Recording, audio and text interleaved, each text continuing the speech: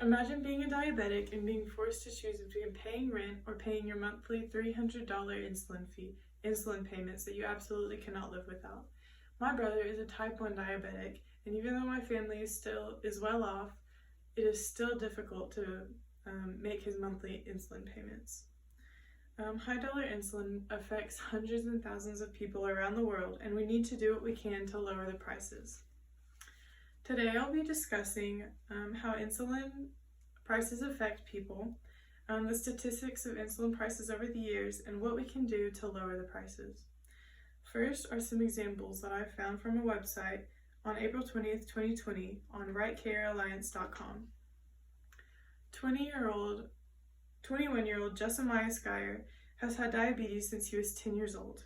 He has had 2 jobs to support himself and hoped to become an electrician. In 2019, it proved to be not enough to pay for his insulin. He began to ration his insulin, and he was hospitalized in April with diabetic ketoacidosis. In June, he called in sick to work and was found dead the next day. 24-year-old Jada Lewis was a type 1 diabetic since she was 7 years old. She was faced with a terrible choice: pay her rent or pay her $300 cost of insulin. After rationing landed her in the hospital, like Jessamiah, for a week, she returned home but still died a week later. 47-year-old Megan Carter, a type 1 diabetic for 18 years, lost her job and insurance.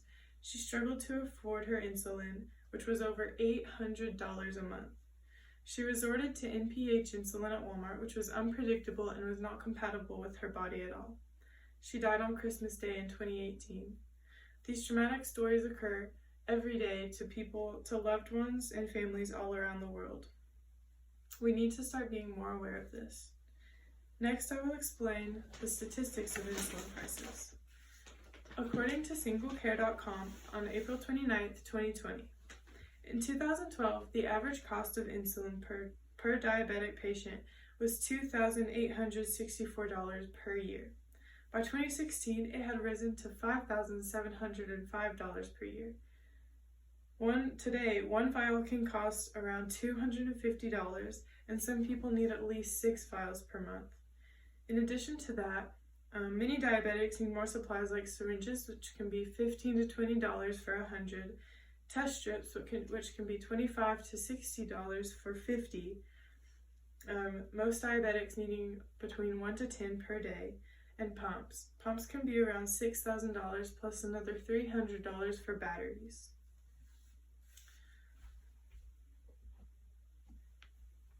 On a website called goodrx.com on April 30th, 2020, had these graphs about the statistics about prices of insulin. The graphs on the right show the gradual rise between 2014 to 2019 for many different types of insulin.